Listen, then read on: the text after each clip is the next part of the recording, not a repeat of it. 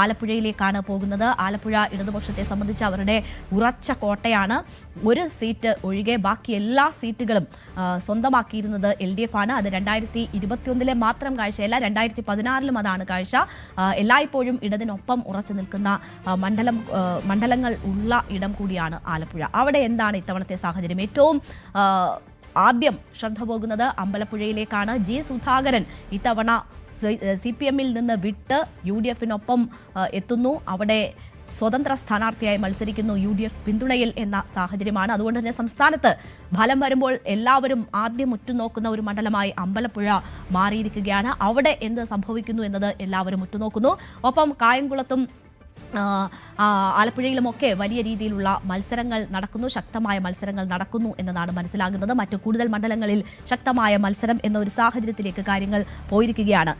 ഒപ്പം UDF അധികാരത്തിൽ വരികയാണെങ്കിൽ അവിടെ നിന്ന് ഒരു മുഖ്യമന്ത്രി സ്ഥാനാർത്ഥി ഉണ്ടാകുമോ എന്ന ഒരു കൗതുകവും നിലനിൽക്കുകയാണ്. ശരണ്യ സ്നേഹജൻ നമുക്കൊപ്പം വിവരങ്ങളുമായി ചേരുകയാണ്.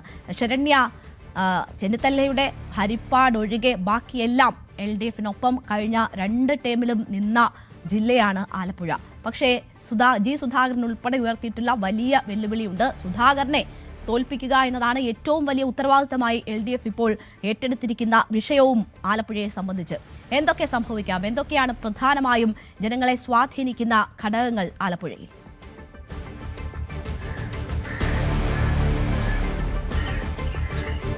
രേണുക, തീർച്ചയായും രേണുക സൂചിപ്പിച്ചതുപോലെ തന്നെ സംസ്ഥാനത്ത് ഏറ്റവും ശ്രദ്ധേയമായ മത്സരം നടക്കുന്ന മണ്ഡലങ്ങളിൽ ഒന്നായ അമ്പലപ്പുഴ ഉൾക്കൊള്ളുന്നതാണ് ആലപ്പുഴ ജില്ലയിലെ നിയോജക മണ്ഡലങ്ങൾ. അതുകൊണ്ട് തന്നെ വളരെ വീറും വാശിയോടും കൂടിയുള്ള മത്സരം കാഴ്ചവെക്കുന്ന മണ്ഡലങ്ങളിലേക്ക് ആലപ്പുഴ മാറുന്നു എന്നുള്ളതാണ്.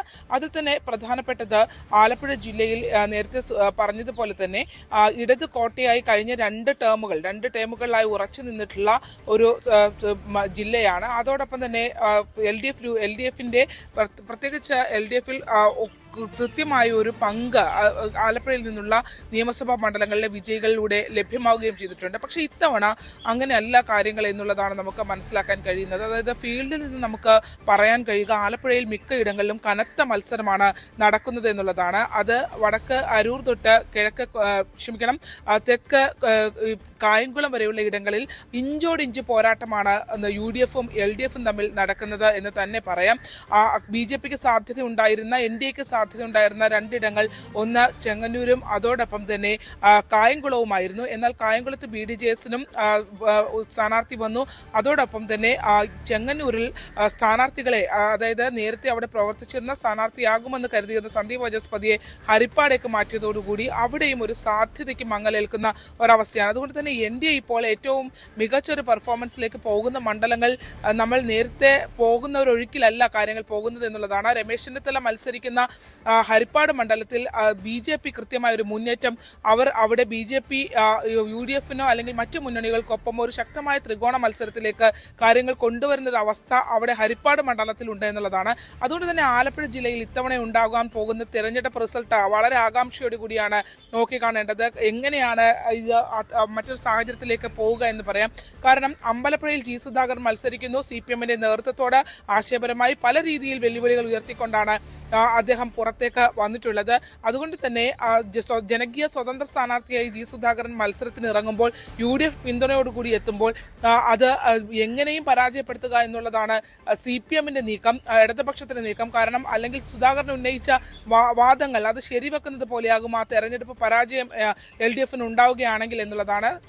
നമുക്കറിയാം നേരത്തെ തന്നെ പരസ്പരം പോരടിച്ചിരുന്ന സലാമും ജി സുധാകരനും മത്സരത്തിലേക്ക് ഇറങ്ങുന്നു എന്നുള്ള ആകാംക്ഷ കൂടി അവിടെ നിൽക്കുന്നു. LDF അവരുടെ പരമാവധി മെഷീനറീസ് ഇറക്കി ഇവിടെ തെരഞ്ഞെടുപ്പ് പ്രചരണം അമ്പലപ്പുഴയിൽ നടത്തുന്നുണ്ട്. പക്ഷേ താഴെ തട്ടിൽ ഉള്ള സംഘടനാപരമായ ചില ദൗർബല്യങ്ങൾ ആലപ്പുഴയിലെ CPM-നെ വെല്ലുവിളിക്കുന്നുണ്ട്. അത് പലയിടങ്ങളിലേക്കും കടന്നു വന്നിട്ടുണ്ട് എന്ന് തന്നെ പറയാം. അത് BJP മുന്നേറ്റത്തിലേക്ക് കൂടി ചെങ്ങന്നൂർ അടക്കമുള്ള മേഖലകളിൽ ഉണ്ടാക്കുകയും ചെയ്തിട്ടുണ്ട്. പ്രധാന മണ്ഡലങ്ങൾ, അതായത് പ്രധാനപ്പെട്ട ആളുകൾ മത്സരിക്കുന്നത്, ഒന്ന് ചെങ്ങന്നൂർ മണ്ഡലത്തിൽ മന്ത്രി സജി ചെറിയാൻ വീണ്ടും ജനവിധി തേടുന്നു എന്നുള്ളതാണ്. ഹരിപ്പാടേക്ക് വരുമ്പോൾ നേരത്തെ സൂചിപ്പിച്ചതുപോലെ തന്നെ ഒരു മുഖ്യമന്ത്രി സ്ഥാനാർത്ഥിയായി പരിഗണിക്കാൻ കഴിയുന്ന രമേശ് ചെന്നിത്തല കൂടി UDFന്റെ ഭാഗമായി അവിടെ നിന്നും മത്സരിക്കുന്നു.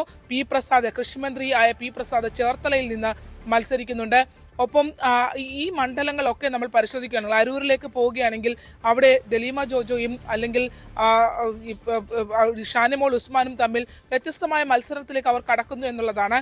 ഒരാൾ കൃത്യമായ അവിടെ ഒരു പെരുമ്പളം ഉൾപ്പെടെയുള്ള വികസന കാര്യങ്ങൾ നിൽക്കുമ്പോഴും അതിനപ്പുറത്തേക്ക് പല വെല്ലുവിളികളും LDFനും നേരിടേണ്ടി വരുന്നുണ്ട്. എന്നാലും അവിടെ ശക്തമായൊരു മത്സരം അരൂർ നടക്കുന്നുണ്ട് എന്ന് തന്നെ നമുക്ക് പറയാം. കുടിവെള്ളം അടക്കമുള്ള പ്രശ്നങ്ങൾ ഉന്നയിച്ചുകൊണ്ടാണ് തെരഞ്ഞെടുപ്പിനെ അഭിമുഖീകരിക്കാൻ വിഷയങ്ങൾ. ഒപ്പം ദേശീയപാത നിർമ്മാണവുമായി ബന്ധപ്പെട്ടുണ്ടായ 42 മേലുള്ള മരണങ്ങൾ, അത്തരം കൂട്ടമായ അല്ലെങ്കിൽ അത്രയും ആളുകൾ മരണപ്പെടുന്ന ഒരു സാഹചര്യം, അത്തരം വിഷയങ്ങളൊക്കെ തന്നെ മുന്നണികൾ പ്രചാരണ ആയുധമായി ഉപയോഗിക്കുന്നുണ്ട്. ഒപ്പം നിലവിൽ ഉണ്ടാകുന്ന ചെമ്മീൻ തൊഴിലാളികൾ അടക്കമുള്ള ആളുകളുടെ പ്രശ്നങ്ങൾ, അത്തരം വിഷയങ്ങളൊക്കെയാണ് അവിടെ ചർച്ചയാകുന്നത് അരൂരിൽ.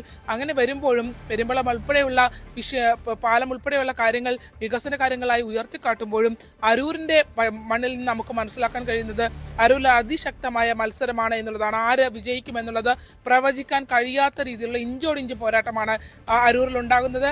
അരൂരിൽ NDA സ്ഥാനാർത്ഥി BDJS ജ്യോതിസാണ്. പക്ഷേ അവിടെ മത്സരം LDFും UDFും തമ്മിൽ തന്നെയാണ്. ഷാനിമോൾ ഉസ്മാനും ദലീമ ജോജിയും സിറ്റിംഗ് MLA ദലീമ ജോജിയും തമ്മിലാണ് മത്സരം എന്ന് തന്നെ പറയാം.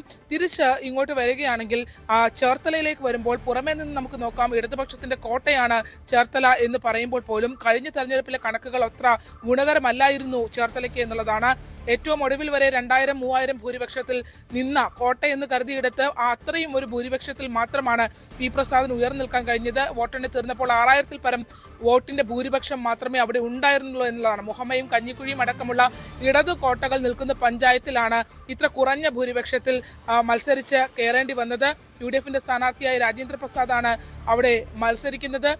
അതുകൊണ്ട് തന്നെ ഈ പ്രാദേശികമായി സ്വാധീനമുള്ള ആൾ കൂടിയാണ് രാജേന്ദ്ര പ്രസാദ്. മാത്രമല്ല കയർ ഉൾപ്പെടെയുള്ള വിഷയങ്ങൾ, കയർ തൊഴിലാളികൾ ഏറ്റവും അധികം ജോലി ചെയ്യുന്ന ഇടമാണ് ചേർത്തല. അവിടെ കയർ മേഖലയിൽ ഉൾപ്പെടെ ഉണ്ടായ പ്രതിസന്ധികൾ വലിയ ചർച്ച ഈ തെരഞ്ഞെടുപ്പിൽ ഉണ്ടാക്കിയിട്ടുണ്ട്. അത് ചർച്ചയായിക്കൊണ്ട് തന്നെ പോയിക്കൊണ്ടിരിക്കുകയാണ്. കൃഷി വകുപ്പ് മന്ത്രി എന്നുള്ള നിലയിൽ ഇടപെടലിനപ്പുറം മറ്റ് വികസനങ്ങൾ എന്തെന്നുള്ള ചോദ്യങ്ങൾ കൂടി ഉയർന്നു നിൽക്കുന്നു. എന്തായാലും ചേർത്തല നമ്മൾ പറയുന്നത് പോലെ ഇടതു കോട്ട എന്ന് പറയുമ്പോഴും ഇത്തവണ അങ്ങനെ ഇളകാത്ത കോട്ടയല്ല ചേർത്തല എന്ന് നമുക്ക് പറയേണ്ടിയിരിക്കുന്നു. അതാണ് അവിടുത്തെ തെരഞ്ഞെടുപ്പ് പ്രചാരണം. പരമാവധി കാര്യങ്ങൾ ചെയ്യാൻ ഇടതുപക്ഷം ശ്രമിക്കുന്നുണ്ട്. പക്ഷേ ഇഞ്ചോടിഞ്ചാണ് ചേർത്തലയും മുന്നോട്ട് പോയിക്കൊണ്ടിരിക്കുന്നത്. ആലപ്പുഴയിൽ വരുമ്പോൾ തുടക്കത്തിൽ ആലപ്പുഴ മണ്ഡലം നമ്മൾ പരിശോധിക്കുമ്പോൾ ഇടതുപക്ഷത്തിന് വളരെ ഈസി വോക്ക് ഓവറായ ഒരു മണ്ഡലമാണ്. പി ചിത്തരഞ്ജനായിരുന്നു അവിടെ സിറ്റിംഗ് MLA. ഇടതുപക്ഷത്തിന്റെ വളരെയധികം ജനങ്ങളുമായി ബന്ധമുള്ള ഒരു നേതാവാണ് പി ചിത്തരഞ്ജൻ. അതുകൊണ്ട് തന്നെ ഒരു കോൺഫിഡൻസ് ലെവല് വളരെ വലുതായിരുന്നു. ആളുകളുമായി ഇപ്പോൾ ആലപ്പുഴയിൽ ഇടതുപക്ഷത്തിന്റെ മറ്റ് MLA-മാരെ കുറിച്ച് ആക്ഷേപമുണ്ടെങ്കിൽ ചിത്തരഞ്ജനെ കുറിച്ച് അത്തരത്തിലൊരു ആക്ഷേപമില്ല എന്ന് തന്നെ പറയാമായിരുന്നു. അത്തരത്തിൽ ഒരു ഉറച്ച സീറ്റായി നിൽക്കുമ്പോഴാണ് UDF അവിടെ മറ്റൊരു തരത്തിലുള്ള ഒരു മത്സരം കാഴ്ചവെക്കുന്നതിന് വേണ്ടി യുവ നേതാവായ KSUവിന്റെയും ലാറ്റിൻ വിഭാഗത്തിന്റെയും കൂടെ താല്പര്യത്തിന് ഉള്ള സാധാരണഗതിയിൽ അവിടെ ലാറ്റിൻ സ്ഥാനാർത്ഥികളായിരുന്നു മത്സരിപ്പിക്കാനുള്ള പരീക്ഷണം UDF നടത്താറുണ്ടായിരുന്നുവെങ്കിൽ ഇത്തവണ കോൺഗ്രസിന്റെ പ്രത്യേകിച്ച് KSUവിന്റെ ജില്ലാ പ്രസിഡന്റും യുവത്വവും ഒപ്പം തന്നെ ലാറ്റിൻ വിഭാഗത്തിന് തീരദേശ മേഖലയ്ക്ക് അംഗീകരിക്കുന്ന അല്ലെങ്കിൽ അവരുടെ തന്നെ ഒരാളായി മാറുന്ന KSUവിന്റെ യുവ നേതാവ് തോമസിനെ ഇറക്കിയപ്പോൾ മറ്റൊരു തലത്തിലേക്ക് അവിടെയും മത്സരം മറ്റു ലാപ്പുകളിലേക്ക് പോകുമ്പോൾ, പ്രാഥമിക ലാപ്പുകളിൽ നിന്ന് കടന്നു വരുമ്പോൾ ആ മത്സരത്തിലേക്ക് അവിടെ പോയി എന്നുള്ളതാണ്.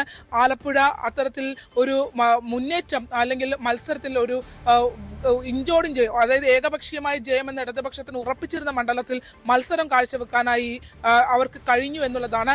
UDF അത്തരത്തിലൊരു മത്സരം രാഷ്ട്രീയമായി അവിടെ കൊണ്ടുവരാനായിട്ട് ഇപ്പോൾ അവർക്ക് കഴിഞ്ഞിരിക്കുന്നു. ആലപ്പുഴ മണ്ഡലവും നല്ല മത്സരമാണ് നടക്കുന്നത്. എങ്കിൽ പോലും ഇടതുപക്ഷത്തിന് സാധ്യത ഉണ്ട് എന്ന് തന്നെ പറയാം. അങ്ങനെ നോക്കുകയാണെങ്കിൽ കായംകുളത്ത് പ്രതിഭയുടെ വിവാദം, ഒപ്പം തന്നെ മാവേലിക്കര ഷുവർ സീറ്റായി നിൽക്കുന്നു ഇപ്പോഴും ഇടതുപക്ഷത്തിന് എന്ന് തന്നെയാണ്. പക്ഷെ കുട്ടനാട്ടിലേക്ക് പോകുമ്പോൾ അവിടെ UDF വളരെ മുൻതൂക്കം നേടിക്കഴിഞ്ഞിരിക്കുന്നു. അവരിപ്പോൾ തന്നെ വിജയപ്രതീക്ഷ ഉറപ്പിച്ചിരിക്കുന്ന ഒരു മണ്ഡലമായി UDFന് കുട്ടനാട് നിലനിൽക്കുന്നു. ചെങ്ങന്നൂരിലേക്ക് പോകുകയാണെങ്കിൽ ഇടതുപക്ഷത്തിന് സാധ്യതയുണ്ട്. പക്ഷെ അവിടെയും BJP വോട്ടുകൾ എങ്ങനെ പോകും എന്നുള്ളത് നിർണായകമാണ്. അതോടൊപ്പം തന്നെ ചെങ്ങന്നൂരിൽ ഇടതുപക്ഷത്തിന് സാധ്യതയുള്ളപ്പോഴും UDFന്റെ സ്ഥാനാർത്ഥി എബി കുര്യാക്കോസും മികച്ച സ്ഥാനാർത്ഥിയാണ്. പക്ഷെ അവിടെ BJP ആർക്കൊപ്പം എന്നുള്ളതാണ് പ്രധാനപ്പെട്ടത്. തീർച്ചയായും എന്തായാലും 8-1 അപ്രമാദിത്വം LDF-നെ സംബന്ധിച്ച് കഴിഞ്ഞ 2 ടേമുകളിൽ ഉണ്ടായിരുന്നുവെങ്കിൽ അതല്ല ഇപ്പോഴത്തെ സാഹചര്യം എന്നതാണ് ശരണ്യ സ്നേഹജൻ വ്യക്തമാക്കുന്നത്. ഹരിപ്പാടിന് പുറത്തേക്ക് മത്സരം വ്യാപിപ്പിക്കാൻ UDF-നെ സംബന്ധിച്ച് കഴിഞ്ഞിട്ടുണ്ട്. അത് വലിയ രീതിയിൽ വലിയൊരു ഇമ്പാക്ട് ഈ തെരഞ്ഞെടുപ്പിനെ സംബന്ധിച്ച് ആലപ്പുഴയിൽ ഉണ്ടാക്കും എന്ന ഒരു സാഹചര്യവും പ്രതീതിയും സൃഷ്ടിച്ചിട്ടുണ്ട് എന്നതാണ് മനസ്സിലാകുന്നത്. അതേസമയം ഏത് സാഹചര്യത്തിലും കൈവിടില്ല എന്ന പ്രതീക്ഷ LDF-നെ സംബന്ധിച്ച് ഇപ്പോഴുമുണ്ട്. നമുക്ക് മെയ് 4-ന് എന്തായാലും കാര്യങ്ങൾ വിശദമാകും എന്നാണ് പ്രതീക്ഷിക്കുന്നത്. കൂടുതൽ വാർത്തകൾക്ക് News 18 Keralam YouTube channel subscribe ചെയ്യുക.